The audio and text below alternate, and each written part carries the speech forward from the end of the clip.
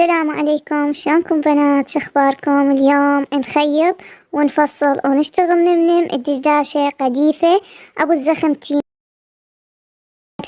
هاي القطعة 2.5 متر. عرض الشديد هسه راح أطلعه والبدن 4 أشبار، وراح أطبق هذا القماش اللي أطلع منه الردان والزخمة بهالشكل هذا بنات. طبقته شوفوا 4 أشبار عرض البدن. هذا القماش راح أشيله هسه أطلع منه الزخمة والردان.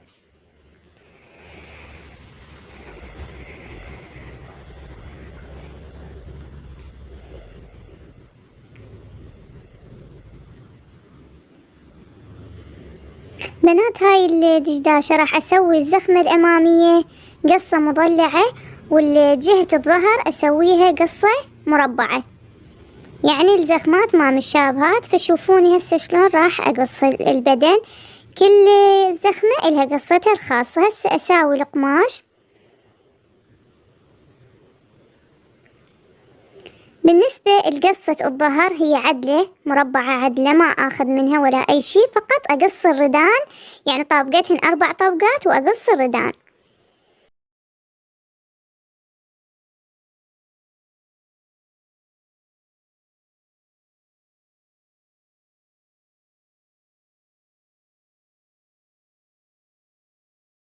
هسه هاي جهة الظهر بنات قصيتها.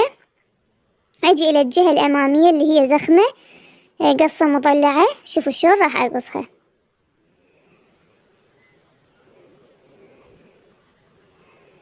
هنا بنات آخذ 4 أصابع، كل ما تكثرين أحسن، إذا قللتي راح تصير جهة الزخمة مبوطة من الأمام. فيعني حد أقصى حد أدنى يعني آخذ 4 أصابع، أو تردين تكثرين عادي، بس كل ما يعني خلي ببالك كل ما تقصين أكثر الدشداشة تصير أقصر. فأنا أشوف 4 يعني مناسبة. وهنا تخلين نيشان بالوسط حتى من تخيطينها على الزخمة تعرفين وين الوسط مالتها. وهاي بنات هذا شكلها. والجهة الظهر هي راح تكون عدلة. هنا بنات راح أطلع الردان، طول الردان يعني المرية عادية وأخليها لاستيك، كلهم تقريبا نفس القياس، 3 أشبار و3 أصابع. قياس الدشداش أبو الزخمتين 3 أشبار و3 أصابع. وتعرفون الحجيات يحبون الردن طويل ومهبهب كأنه باراشوت. فهسه بنات راح أقص الردان مثل ما تشوفون قدامكم، 3 أشبار و3 أصابع. أنا أعيد وأكرر هواي لأن أكو مبتدئات بنات يعني خطوات بسيطة هم ما يعرفوها.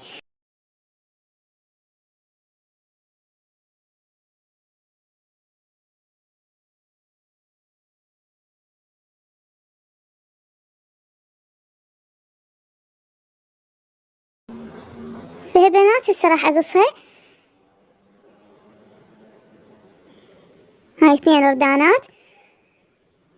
هنا أترك من الجهة يعني الفوق أترك 4 أصابع، لأن الدشداشة الزخمتين أخلي بيها كسرات، وأقصها بهذا الشكل. قصتها تختلف عن قصة الدشداشة العدلة والدشداشة الرياضي. هذا الشكل مالتها بنات شوفوا.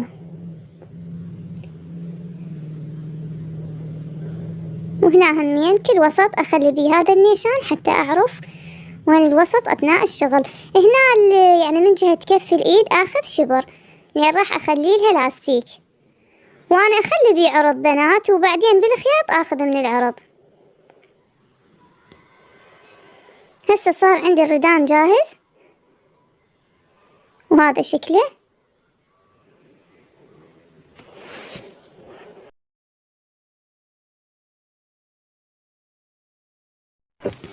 هنا بنات القماش هذا راح أطلع منه الزخمة.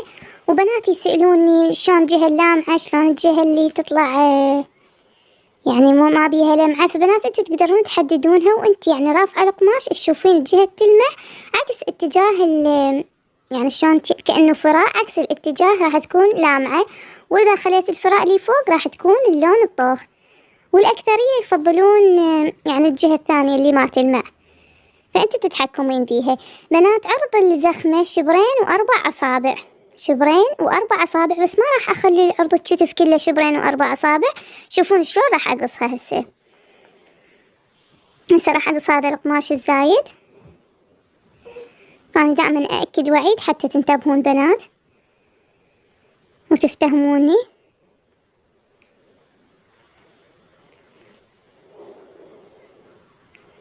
جهة الظهر الطول مالتها شبر وأربع أصابع، شبر وأربع أصابع، والزخمة الأمامية شبر وثمان أصابع. شوفوا بنات، شبر وثمان أصابع راح تقعد قاعدة مضبوطة. هسه قلت لكم اني عرض الزخمة شبرين وأربع أصابع، لما انطبقتها صارت شبر وأصبعين. هاي الأصبعين راح أقصهن، شوفوا شلون راح أقصهن. أخذت هذا الشبر والأصبعين راح أقصهن باتجاه ماء البنات، مو قصة عدلة، يعني من فوق أخذ أصبعين وأني نازلة أقلل شوية شوية بهالشكل هذا بنات. ومن جهة الكتف من فوق همين أقصها بجهة مائلة، عفوا يعني بشكل مائل.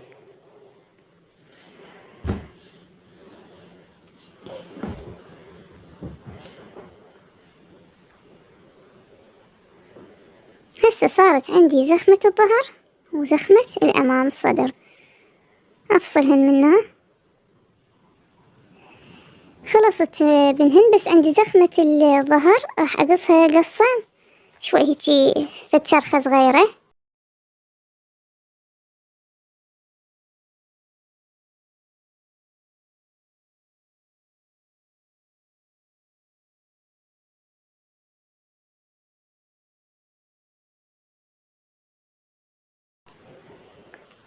وهاي الجهة الأمامية.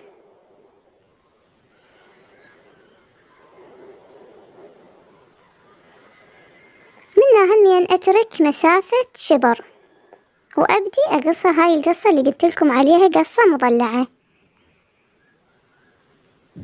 بالنسبة للمبتدئات ارسموا بنات قبل لا تشتغلون، دائما أقول لكم إياها. هنا القذيفة يعني بس أحددها يبين بيها التحديد مو إلا رسم. أنا من أشتغل ما أرسم لأن متعودة على الخياط. وصار عندي هذا شكل الزخمة بنات. هسه نروح نخلي لها لاصق ونكمل وياكم. هنا لصقتها بنات، جبت اللاصق خليته عليها من جهة اللامعة وخليته على أعلى درجة حرارة ولصقته بهذا الشكل. هسه راح أقص فتحة الرقبة، وهاي انت مخيرة اي شكل حابة تقصي. واذا تردون بنات يعني اشكال القصات او حفرات الصدر كتبولي بالتعليقات حتى اسوي لكم، لان هو عندي يعني انواع مختلفة من القصات. اذا كنتوا حابين انزلكم اياها كتبولي بالتعليقات. مثل ما قلت لكم بنات انا بدون رسم اقص هيجي، انتوا رسموا وانا هم عندي بالفيديوهات السابقة راسمة قبل لا اقص. هذا شكل دائري بنات. هسه راح ابطنها بقماش قديفة او بشريط حافة بكيفكم. بعد انا حبيت اشتغلها بقماش قديفة. اترك مسافة اصبع واخيط.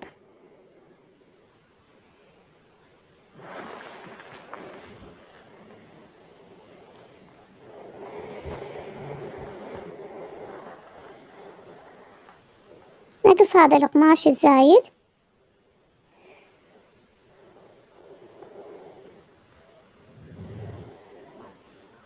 وهاي القرطات بنات راح اسويها، دائما اقول لكم عليها مفيدة لا تهملوها. وهذا القماش همين منه زايد عندي اقصه.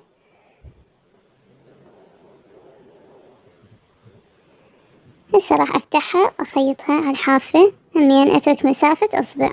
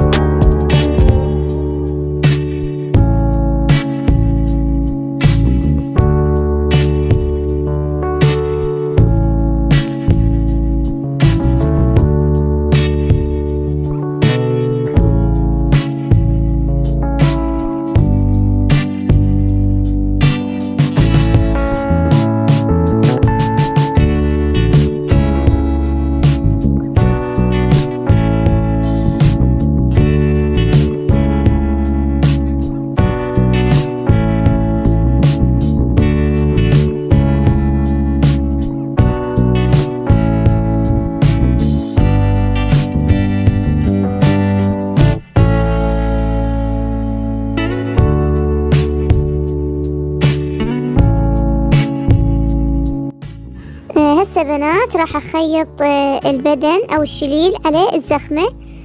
ابدي من الجهة الامامية. شوفوا بنات، هذا اللي حددته من المنتصف اخليه هنا بهذا بهاي الجهة بنات، وابدي من هناك من الحافة. يعني للجمالية والأحلى أترك 4 أصابع بدون كسرات، وبعد ال4 أصابع أبدي أكسر، يعني أسوي كسرات خرطات. ناس تسميها كسرات، ناس تسميها خرطات. المهم بنات بهالطريقة هذه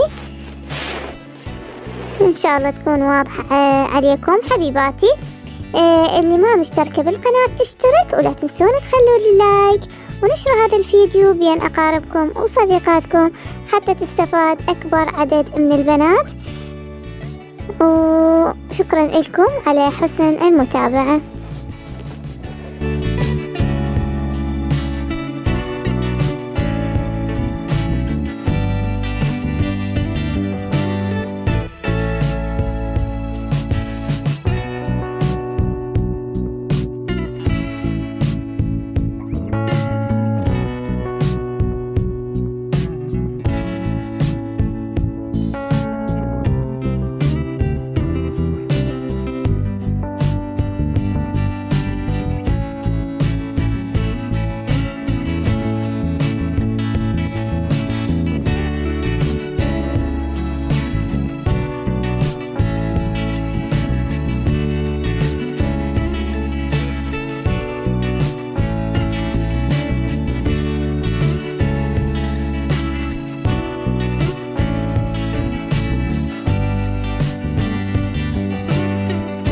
هنا بنات هذا مكان الردان.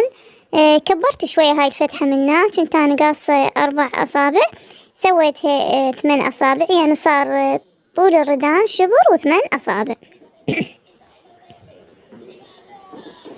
حابة تزيدين أو تنقصين بعد، هاي انتي حسب يعني جسم اللي جاي تخيطي له سمينة أو ضعيفة. فشبر و8 أصابع قياس مناسب. هنا بنات هذا الوسط اللي قصيته أخليه على هذا الخياط اللي هي منطقة التقاء الزخمة من جهة الأمام والظهر. وهم راح أخلي كسرات بنات، يعني بيها هي هاي الردان بي عرض مخلية حتى أشتغل كسرات، أو تردين بدون كسرات بعد اختياري. أخليه هيك بنات حتى أعرف الوسط، وأكثر شي هاي تفيدنا يعني الثوب اللي ما بيه كسرات، خليها على الوسط حتى تطلع الخياط مضبوط.